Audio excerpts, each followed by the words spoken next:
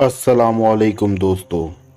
एक साहब किसी बुजुर्ग से कहने लगे, मुझे सजदे में बुरे ख्यालात आते हैं।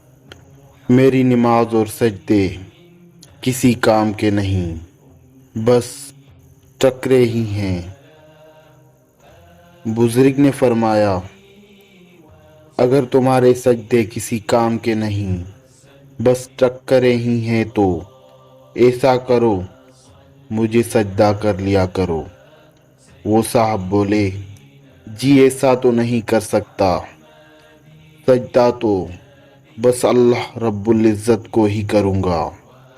बुजुर्ग ने फरमाया, इससे ज़ाहिर होता है कि सजदा चाहे जैसा भी है, ये कीमत और फजूल नहीं है, कुछ कीमत ज़रूर रखता है। जभी तो हर किसी को नहीं किया जा सकता, चाहे ध्यान नसीब ना भी हो, लेकिन रब के सामने पेशानी टेकने की सआदत तो नसीब होती है। इस सजदे को बेकीमत न समझो, उस तौफीक की नाशुक्री न करो। हाँ, सजदे में ध्यान पैदा करने की कोशिश करते रहो।